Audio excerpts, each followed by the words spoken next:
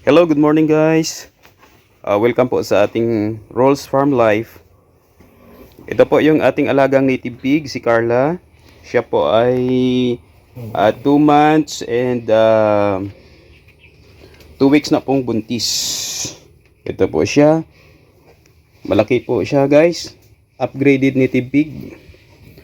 Siguro yung timbang nito ay pag hindi buntis, baka hindi po siguro bababa ng 140 o 130 to 140 kilos.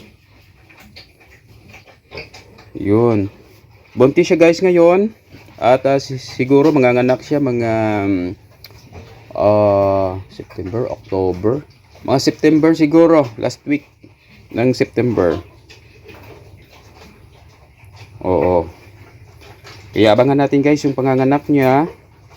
Titingnan po natin kung ano po yung mangyari. Kasi dati, nung una niyang panganak ay 5 piraso lang po.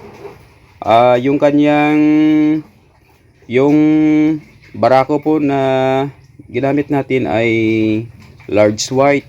Kaya yung anak nila, ito po yung anak nila ngayon. Ito po yung 4 na natira sa akin. Oo. Oo, 5 piraso lang po yung una niyang anak. Pero yung mga anak niya guys, lumalaki naman oh.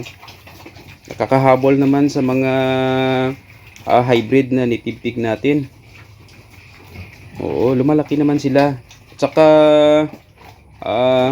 yung maganda lang guys kasi kumakain ito ng iba't ibang mga halaman eh. Puno ng saging, dahon ng saging, tsaka kahit anong mga damo-damo na binibigay natin dito, kinakain nila kasi may lahi nga silang native pig no. You know. So asahan natin guys, manganganak to mga last week ng September.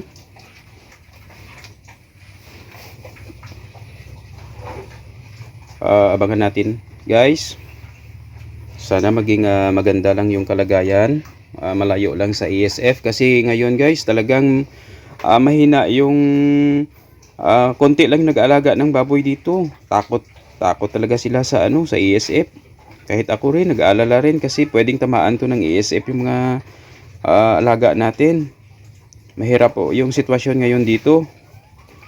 Kaya sana makakasurvive lang to mga alaga natin. Ito siya. Mabait to guys. Napakabait nito na na baboy. Ito siya guys oh. Napakabait.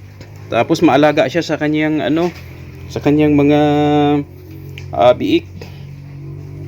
Ayun, napakabait na native. Yun oh.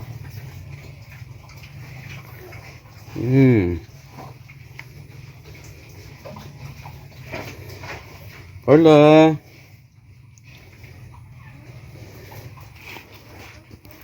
Okay guys, hanggang dito na lang muna guys yung ating video. Abangan po ninyo yung panganganak ni Carla. Please like and subscribe po. Thank you for watching. Bye bye.